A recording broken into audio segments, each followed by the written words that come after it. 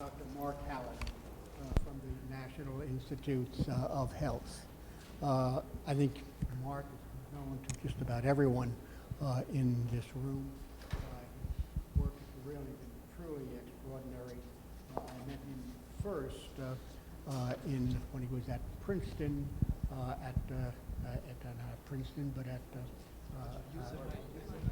when he was at Harvard. And at the Massachusetts General Hospital. I think we met first briefly. And we've been in touch pretty much ever since that time. His work is just, as you know, truly extraordinary. He's one of the really extraordinary investigators and teachers of neurology and neurophysiology in the United States.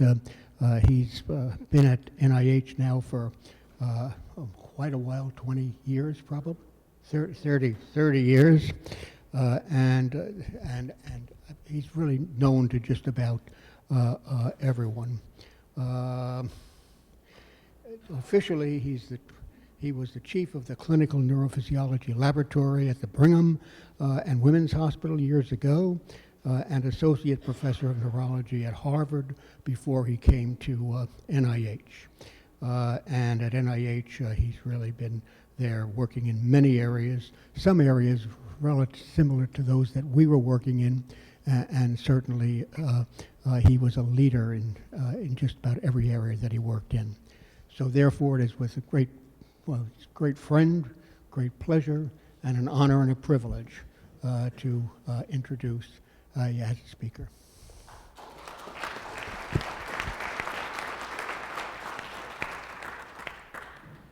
Well, thank you very much, Roger. It's certainly an honor to participate in this program.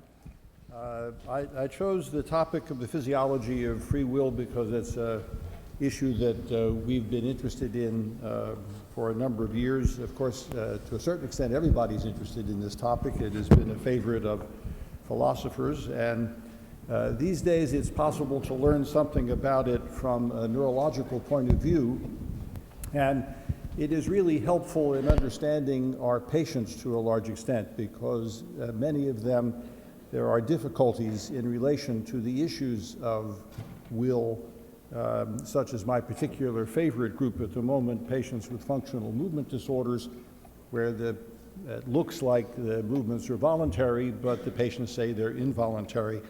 So the nature of understanding free will is, of course, very important from just the neurological point of view. So I'd like to just say I don't have any disclosures.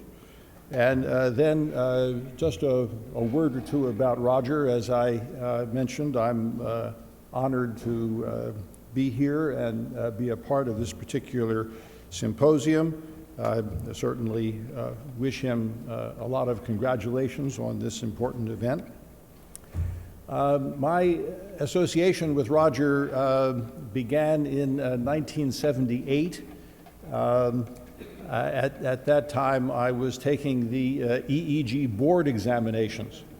And the EEG board at that time was in three parts, and one of them was that you actually had to do an EEG under supervision to see whether you could actually do an EEG properly. And at that time, I was in Boston at the Brigham and Women's Hospital, but you had to be examined by someone you didn't know. I guess I knew everybody in New England, so they sent me here to do the EEG. So I came down here and arrived and came into the EEG laboratory and had to do an EEG with Roger watching me to make sure that I did it all right. He was very kind and got a subject for me who was bald. Makes it a lot easier to put on EEG electrodes in that particular circumstance. And I guess I did all right because he passed me in that, and I have known him ever since, and we've been very good friends, and so it certainly was a very auspicious beginning to our friendship. Now, we did do a bit of work together That was, this was the outcome of that particular work that we did. It was published in a nice paper in Brain in 1993. We were looking at that time at issues of brain plasticity, and there had been a lot of work that had been done in the primate by Michael Merzenich, showing that if there was a part of the body that was amputated or deafferented, that the brain underwent plastic changes, and that the part of the brain that was associated with amputation shrank, and the regions around it expanded and took over those particular territories. But one of the issues was how fast could all this happen?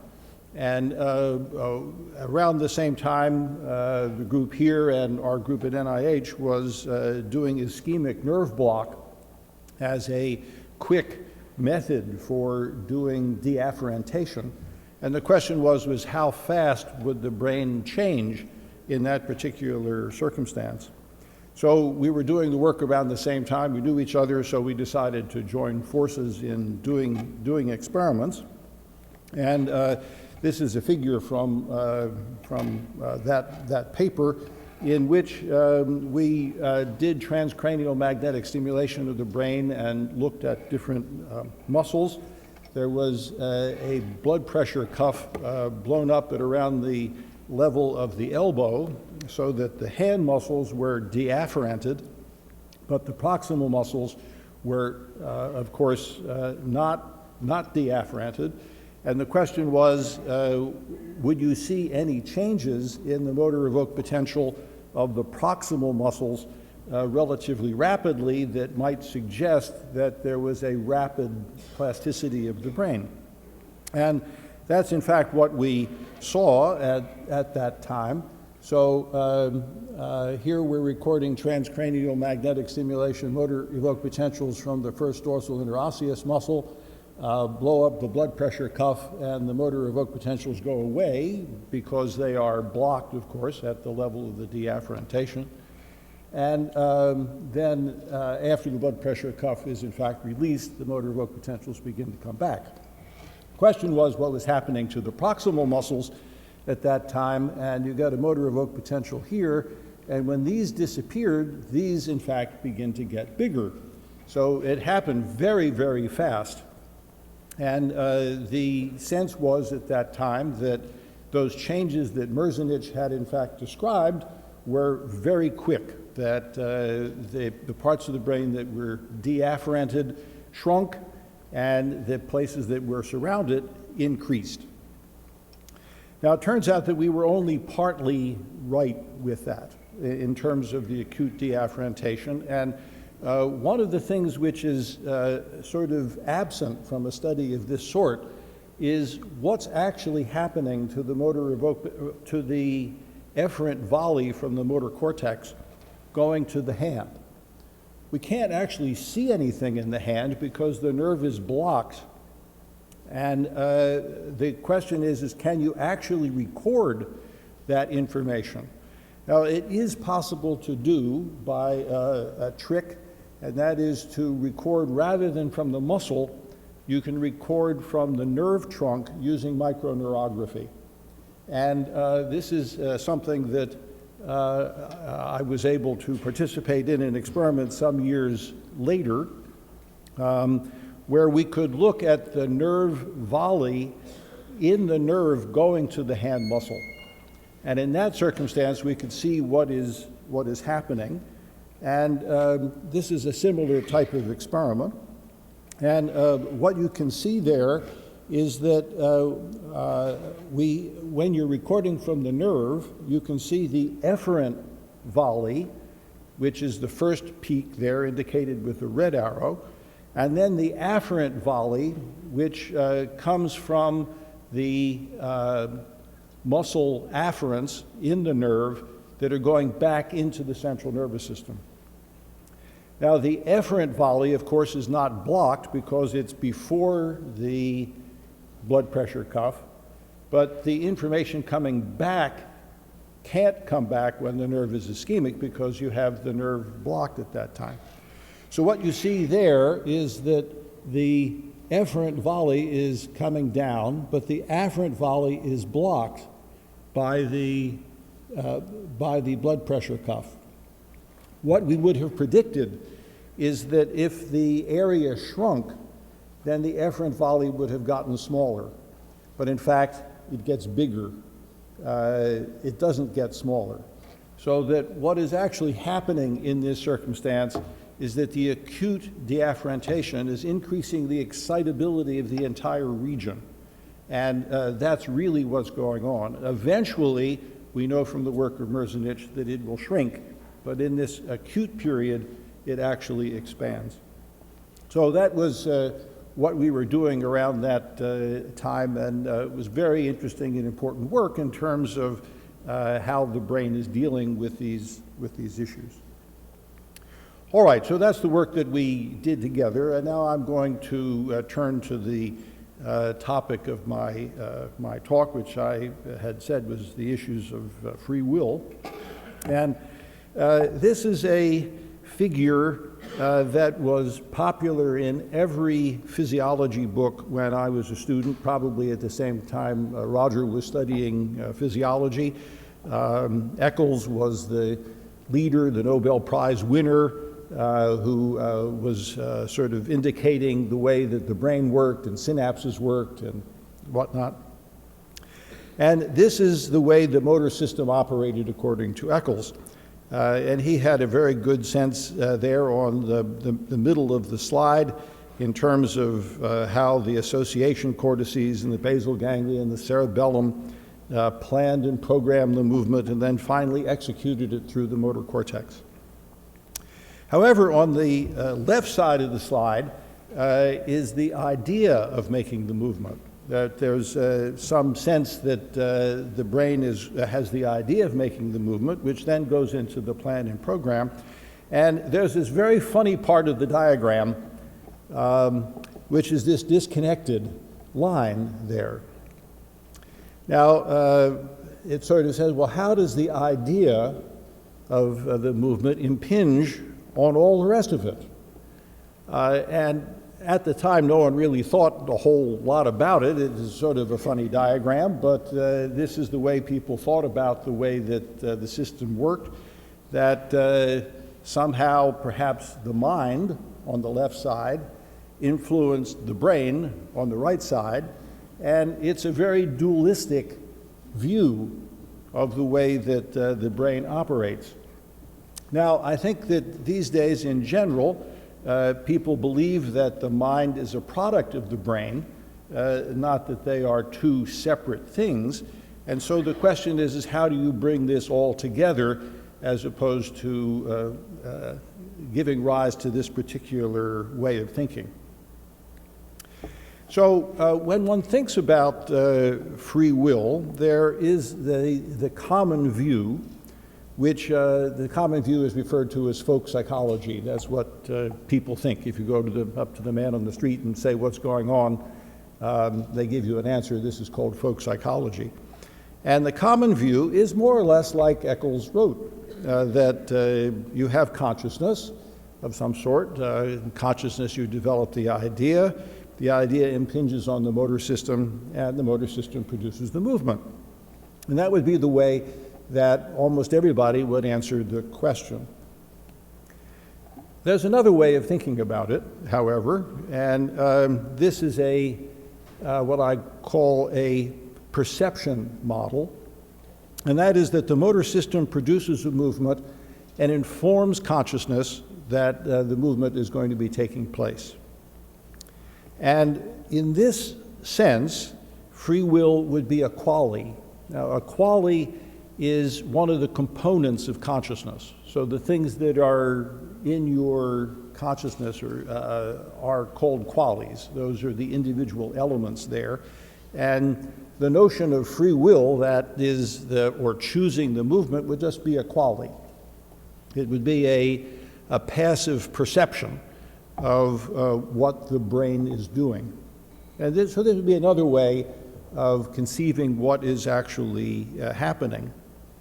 Now, going back to the free will model, there is this sense of causality that people have, the sort of sense that consciousness is driving the motor system. And the question then comes up with, can consciousness of will or something correlated with it actually influence the motor system? And to do so, it would have to be prior to the motor command, because that's the way that causation works. You have one event that leads to another. There has to be some sort of time order of those particular things. So the question is in fact the consciousness of will preceding the motor command? Now, this question was first addressed carefully by Libet and colleagues in a paper in Brain in 1983. It's a very important paper in the field. It sort of set the whole basis of it. And in this paper, he tries to deal with the question of exactly what is the timing of the sense of willing a movement versus activity that you can measure in the brain that is antecedent to the movement. Now, what he did in order to look at the brain activity was to measure the movement-related cortical potential, or the Bereitschaftspotential. Movement-related cortical potential refers to all the activity around a movement, and the Bereitschaftspotential is the early part. The BP, or the English translation is the readiness potential, RP. And this is a negative going DC potential that is in the brain about 1 second or so before the movement. And you can therefore detect this sort of brain activity for about this 1 second period. Now, the way that he timed when the sense of willing occurred was with a psychophysical technique that Wilhelm Wundt originally identified, which was as you're doing something to be watching a clock, and then to be able to specify where the hand of the clock was when that particular event occurred in your brain. So in this experiment, people watched this clock. There was a little ball on the outside. It went around the clock once every 3 seconds. And people watched the ball, moved whenever they wanted, and then specified when they willed the movement to occur, when that happened. So this is what the experiment was, and there were 2 other things that were timed in addition to the willing of the movement. One was when the movement itself occurred, which is, and he referred to that as M. The willing was referred to as W. And then there was another experiment, a control experiment, where he gave a shock to the finger and said, when did the shock occur? And that was called S. And that's a control to see how good people are at doing timing in such experiments. So we have W, the will to move, M, the start of the movement, and S, the somatosensory stimulus. And these are the data from his paper.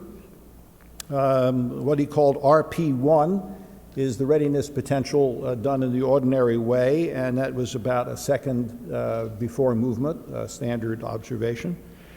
And then W occurred there about 200 milliseconds before movement. M and S were, M was close to the actual EMG onset, and S was close to the time of the shock. So people were good at this. People could do M and S about right. And W was 200 milliseconds before movement, while the readiness potential began a second before movement. So Libet was a little bit upset about this because he wasn't anticipating this particular result. The sort of anticipation by folk psychology would be that W would be before the readiness potential. He, in a way, didn't know really what to do, but he sort of reported this. And people have repeated this experiment over and over and over again. A lot of people don't like the result. Everybody, however, gets the same result. It has been repeated probably 100 times in the literature. Everybody gets exactly the same result. So the data are not in question. The question is, how do you interpret the data? Now, this experiment has also been done with functional magnetic resonance imaging. Soon and colleagues published this in 2008. A similar experiment, rather than using EEG, use fMRI. In this experiment, subjects were asked to move their right hand or their left hand, and you look at the MRI activity in that circumstance. And in this situation, the investigators were able to identify 8 seconds before the movement which finger the subjects were going to move. So here it extended the brain activity to 8 seconds prior to the movement, while the sense of willing still was occurring in the just very short time period before the movement. So this even made it more difficult to understand exactly what's going on. So 8 seconds before the movement, it's possible to predict. Now, it's only possible to predict 60%. I mean, 50% is chance, 60% is just a little bit more. But statistically, it's possible to see that prior to the movement. Now, then there came another experiment by Lau and colleagues, which began to puzzle everybody even more. And that was to use transcranial magnetic stimulation to see if it could influence people's perception of W and M. And Lau stimulated both the motor cortex and the supplementary motor area at the time of the movement onset, or 200 milliseconds after the movement occurred. And the data that are plotted here are what happens to the stated time of W and M when the stimulus is given at the time of movement or 200 milliseconds after the movement over the supplementary motor area. There was no influence over the motor cortex, but you can see that there's a substantial influence of what people report after stimulating over the supplementary motor area. So this is very strange. Here you have a situation where people are reporting, in theory, what is happening before the movement. They say that W is happening before the movement. But if you stimulate 200 milliseconds after the movement, you can influence what people say where the ball was before the movement.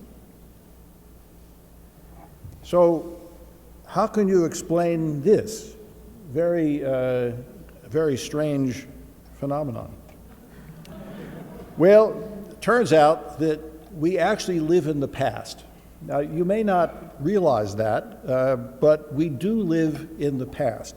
We do not live in the actual present. And if you think about it, it becomes relatively obvious that that has to be the case. If there is a real-world event of some kind, it has to get into the nervous system and be processed by the nervous system before you realize that that's happening. If, for example, I touch my finger, I can get that visual information. That visual information takes a while to get back to occipital cortex. Roger had some nice experiments showing at least 100 milliseconds or so, right, to get information back there in order to see it. So 100 milliseconds before that visual impression is, I think it's at the time I see it, right? But it has to be at least 100 milliseconds later. And the touch goes in on somatosensory information. That's going into the brain a little bit faster, but I think they're at the same time. I think that the visual information, sensory information at the same time, so it has to be coordinated. All that takes time. So what's happening out here, I don't appreciate until several hundred milliseconds later. So where my consciousness is is several hundred milliseconds after what's really happening. So we're living in the past. The subjective present is actually slightly in the past. And again, some further work that Libet did, it takes a period of time for sensory stimulus to reach awareness, which we were just talking about. Libet called this the utilization time. And he estimated it actually was at 300 to 500 milliseconds. So that it may take that long for information actually to be processed and then recognized. And William Faulkner said, the past is never dead, it's not even past. So Faulkner recognized this a long time ago. So I think it's important to recognize this about the way that things have to be operating and the way that you can understand the way things happen. So let's take the data from Libet then and think about it in a slightly different way.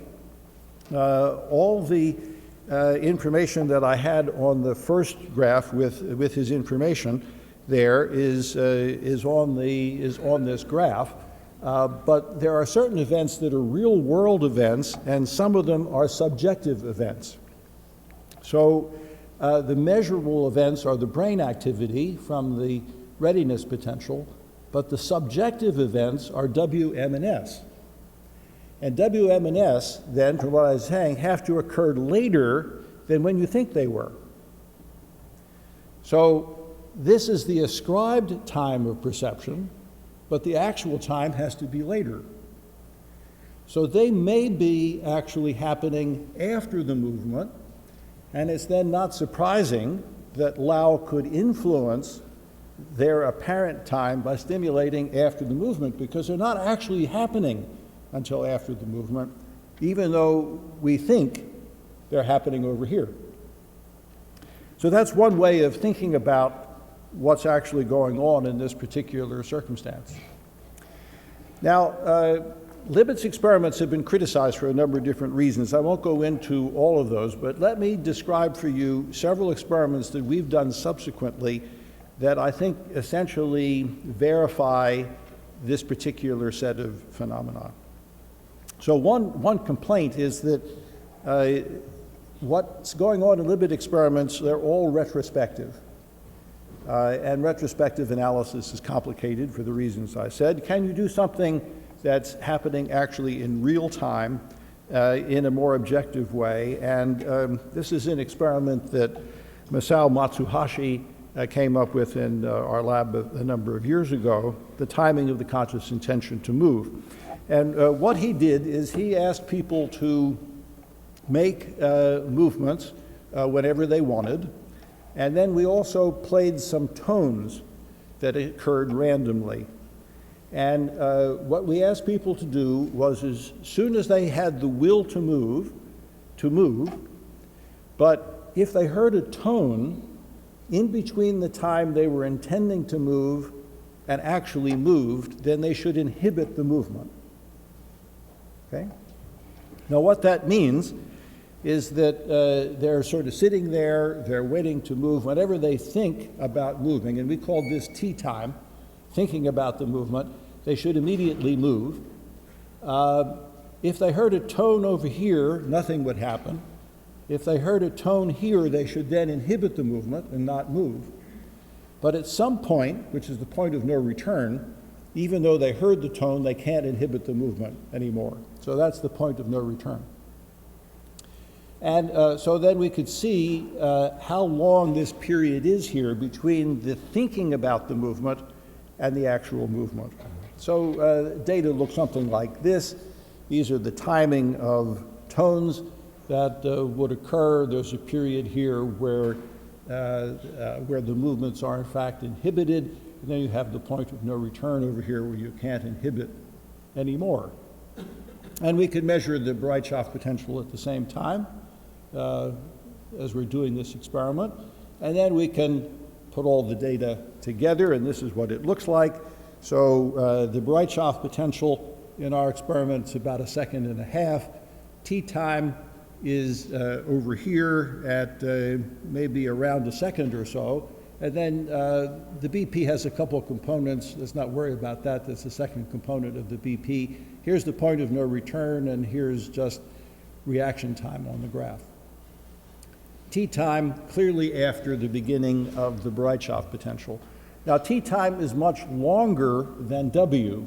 We had anticipated that we would find W around T around the same time as W, but it's much longer. And Dr. Matsuhashi had a very good idea of how to interpret that, and that was this diagram that's in that paper. And it turns out that there are many things in your consciousness that you are aware of if you're asked about them, but you don't know that they're there unless you are asked about them. And this is called probe awareness. And so the idea is that the sense of movement, or the sense of wanting to move, then would arise unconsciously, go through a period of probe awareness, then go through a period of meta-awareness where you were actually aware of it before the movement actually occurred. So W would be the meta-aware period, and T would be through this probe awareness period, where if you were probing someone and asking them whether they were intending to move, they could tell you they were, even if they didn't have that information spontaneously. So here's another experiment that we did, this is, what if you ask someone what he's thinking in the second before movement? Now, you should be able to do that because the Bereitschaft potential is 1 second long. So if you could record the Bereitschaft potential and pick it up, you should be able to stop and say, what are you thinking? And if you could do that, then you could find out what people are thinking when the brain is preparing to move. Now, this turns out to be an extremely difficult thing to do. When we ordinarily record the Bereitschaft potential, we record an average of about 50 of them to get a good potential. And of course, that's done offline afterwards. But in order to do this experiment, you have to be able to do single trial Bereitschaft potential in real time. And fortunately, I had a good engineer working with us, a fellow by the name of Obai, and Obai took 4 years of work, but he finally was able to prepare a program where we could use the EEG, single trial, real time, and predict whether someone was going to make a movement in that 1 second period. And then we were able to ask what was happening during that period. Now, the way that the experiments were actually done is we started by analyzing EEG prior to movement and determined what the pattern was that would predict movement with a low false positive rate. So it's important that we don't have false positives. We can have false negatives, but we don't want to have false positives. And so we do the EEG on an individual basis. The person does it over and over again, and we take the EEG in all frequency bands and all electrodes and make up a model for prediction of movement. Usually that's heavily biased by the beta activity over the motor cortex. That's the most powerful indicator, but it could be any type of composite information. And then you can predict movement pretty well with this. And what we did is we had people make a movement, and then a light would turn on. So they push a button, light would turn on. So we do this experiment, and then we get the model. Then we turn it around, that we ask them to move whenever they want. And when we predict the movement, we turn the light on. So that gives us our sort of prediction of what happens. And if we can turn the light on before they move, then we have predicted it before they movement. Then we can ask them what they were thinking at the time the light turned. So this is what happened. So in terms of the movements, there were a fair amount of false negatives. I told you we weren't worried about those. But we could then predict 55% of the movements that occurred. And this was the distribution of what the situation was in those 55% of the movements. First of all, the largest number was when they were going to move, and they did move. So we did pretty well in this regard. This was 43% of the time we predicted the movement and they moved. Very good. Then there was a certain number of movements here that occurred, again, a big chunk, which is a little bit hard to understand, where we predicted the movement, they moved, but they said that they weren't intending to move. But they moved anyway, so it's hard to know exactly what was happening in that particular circumstance. Then there was this particular group of movements over here, which was also very interesting, where they were intending to move, but they didn't move at the time that we predicted it. So in other words, the light turned green. We asked them what was happening. They said, well, we were planning to move, but you beat me to it. It made them feel very funny. Had this very funny feeling that we could beat them to the movement. It was a very interesting observation, but that wasn't what we're interested in. We were interested in this particular set over here, which is where they were not thinking about moving, but we predicted that they were going to move. Now, there were the false positives in there, but a number of them were not false positive. And so we were able, in some circumstances then, to predict the movement without their intention. And that's what we were looking for. They would say, well, what are you thinking? The brain is beginning to prepare for moving, but you weren't intending to move, so what was going on?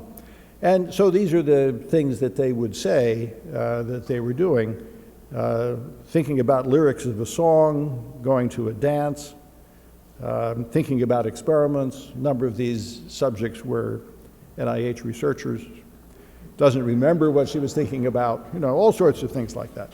So it is possible that while the brain is preparing to move, you're actually, what's in your consciousness is something completely different.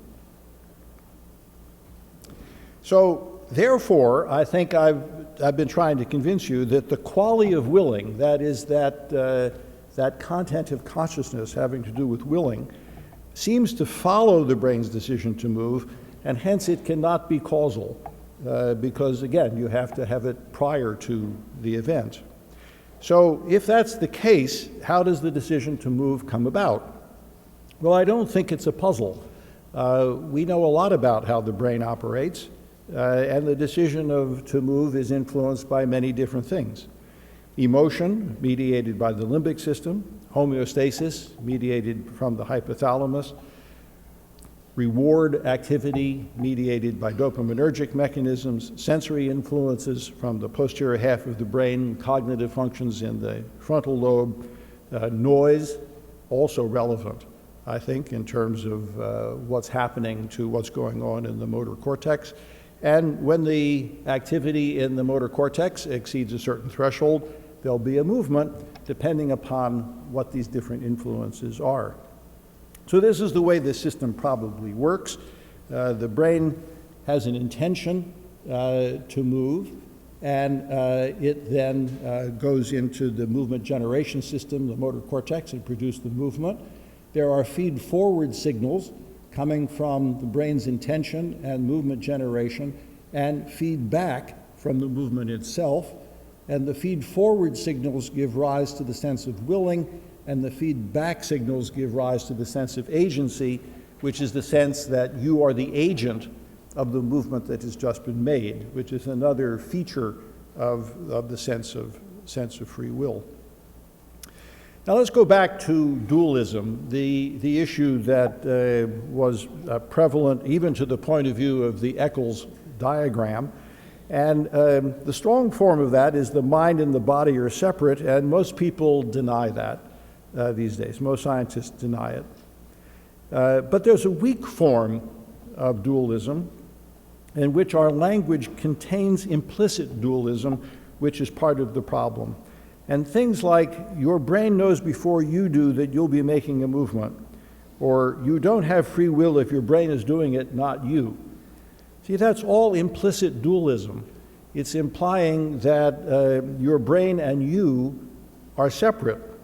But that's not true. You are your brain. And that's the clue to understanding this. To say that you and your brain know at different times doesn't really make all that much sense. So the brain is doing many things simultaneous. Actually, most of them are unconscious. Only occasionally will something bubble into consciousness. Actually, ordinarily, we don't even think about whether our movements are voluntary or not. That's something that you can ask Nabil about, but we don't think every time I move, is this voluntary, isn't it? We don't think about it. It's just something that is happening unconscious. And most of the things that the brain is doing are unconscious. It's just a little bit of stuff that bubbles up to the top from time to time. So what then can we say about free will? Is the brain free to choose what to do? And I don't think you have to worry about consciousness in this regard.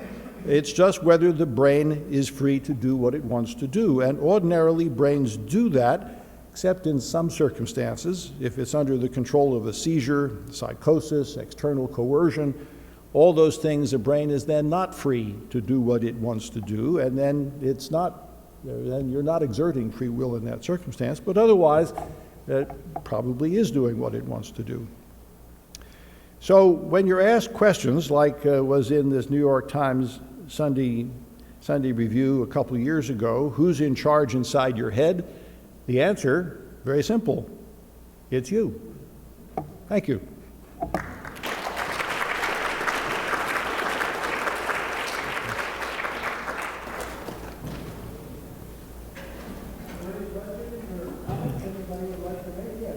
Question is, how do I link these data to psychogenic or functional movement disorders? And this is something, of course, that is an important question for us, and one of the motivations for getting involved in this work in the first place, as I mentioned earlier. So going back to the diagram, I can go back to this diagram here that I had before. Things work. One of the places in the brain that is responsible for this getting together of willing and agency, getting the feed forward and feedback signals, looks like it's the right temporoparietal junction. If we try to give anatomy to these particular parts of the diagram. And we have identified a substantial problem in patients with functional movement disorders in the temporoparietal junction. That it looks like that failure of activity here is responsible for their lack of willing, their lack of sense of willing of the movement. Now, that's as far as we've been able to go so far, but there is evidence of a variety of sorts of failure in that particular region, and that particular region does seem to be anatomically responsible for the sense of agency. So I think we're beginning to get understanding about why they don't have the sense of volition for their movements. There's a lot more to understand about it, but at least that's the first insights that we're beginning to get.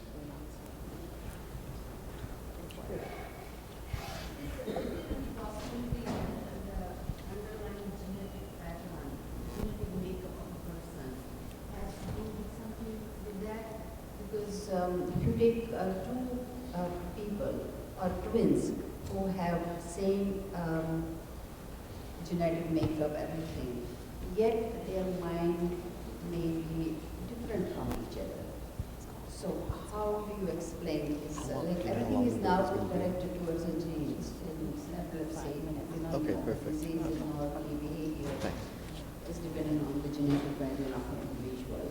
Or is there something supernatural outside our... Well, okay, so I guess the question is, if you have two people that are genetically the same, why aren't they exactly the same? Well, they aren't exactly the same because genetics is, of course, extremely important, but there's also epigenetics that will reflect the way that different genes actually manifest themselves, and that can be a product of environmental exposures of different kinds. And then there are environmental exposures that don't act by epigenetics, but act by memory formation and things of that sort. So that people will certainly behave differently even with a similar genetic background. I don't think that that will explain everything about a person's behavior. So if you can show that the qualia of willing is happening after the generation of movement, the question arises, which is, what is the purpose of the awareness of the intention?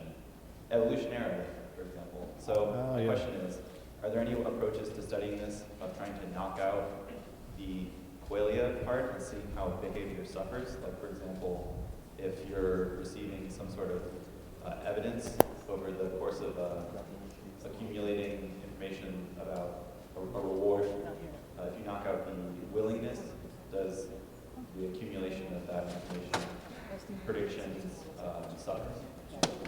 So is there an approach to study? Right. So I guess there's several parts to your question. The first is what is the function of the quality of willing?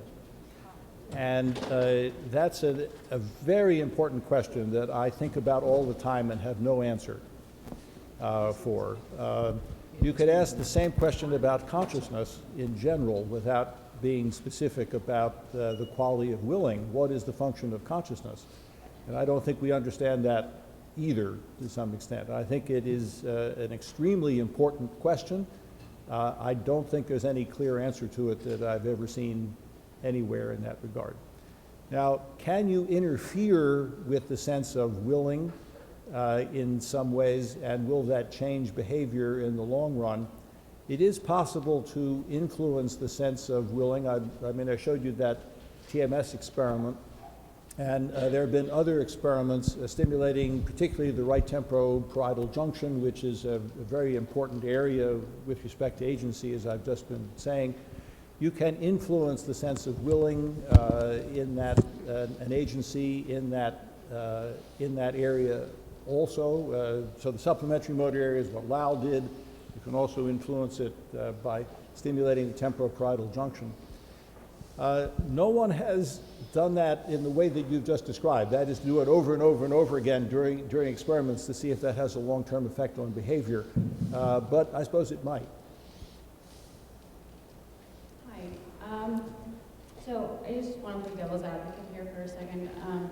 If there are things in the subconscious mind that kind of bubble up into consciousness, We'll take a couple minute break before Todd's talk. aren't there? I mean, the idea is that there are also things in consciousness that kind of go into your unconscious mind. I mean, that's, that would kind of make sense. That's why, for example, in psychotherapy, there are things that, you experience consciously and then you bring up, that comes through your, that you experience consciously that goes into your subconscious mind that can come back up again. But doesn't that suggest that there are things in the subconscious mind that are, promoting certain behaviors, even if you're not conscious of it, but have been kind of put into your subconscious mind consciously for then you to act on? I mean, otherwise, we would suppose that every single movement, every single action, every single occurrence in human communities is a product of some kind of mechanical, biological underpinnings that have no involvement with our environment or reality. It just seems like kind of rote action. So how do you square, so are you trying to conclude, therefore, that everything is mechanical, that there is no decision making, that every decision that you make is just an illusion of a decision and you are always going to make that decision no matter what? Or is there some kind of leeway where you say, oh, like in certain circumstances you do have choice, not in others?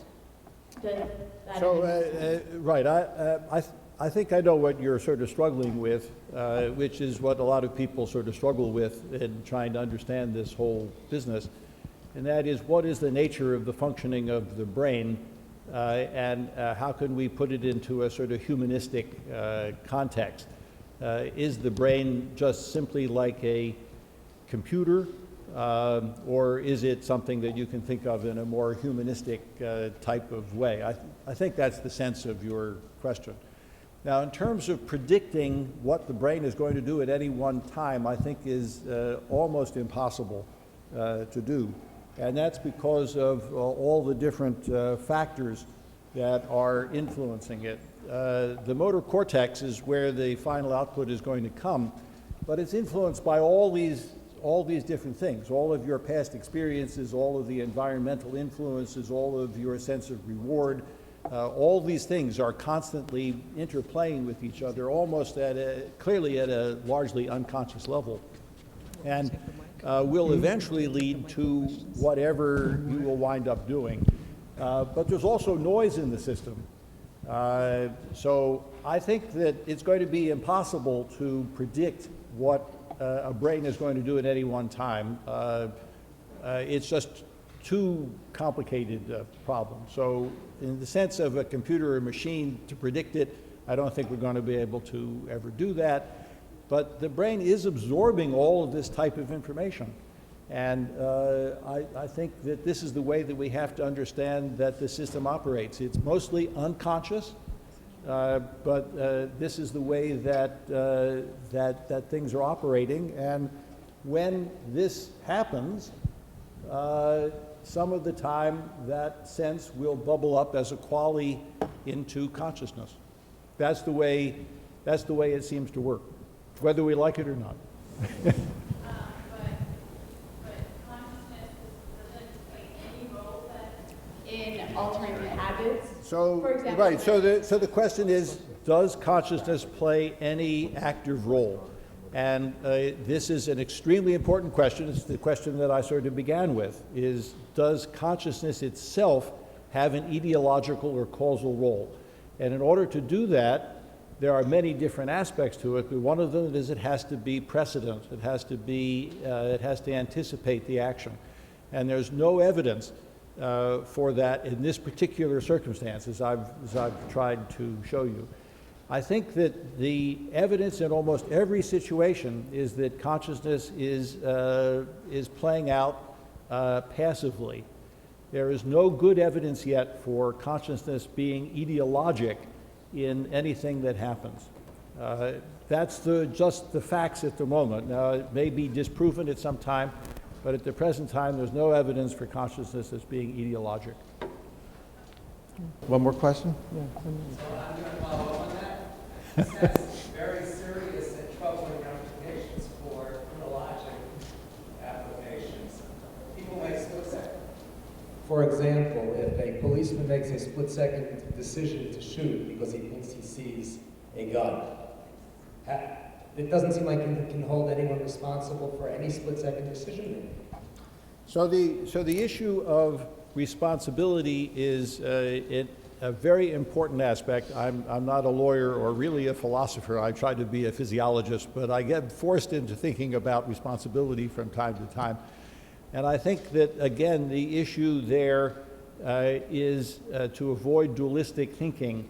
When you say that is the person responsible if his brain is doing something, I think it's the brain that is the issue.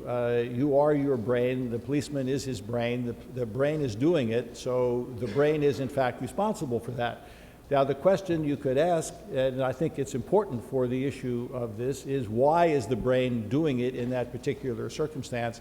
And I think if you ask the question that way, you can come up with very rational answers that are actually easier to deal with than if you deal with the issue of you as opposed to brain. Brain is a lot easier to understand, and I think that you can ascribe responsibility to the brain, and you can come up with better, in my view, methods of reward or punishment or things to do with different types of behavior, if you take that view, it makes it easier and gives you much more rational ways of dealing with the situation.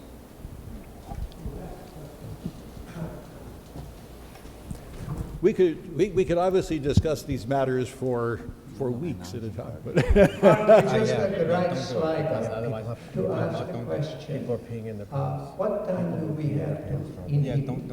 You showed a period of time when it's too late. Any signal which prohibits you from doing it is too late.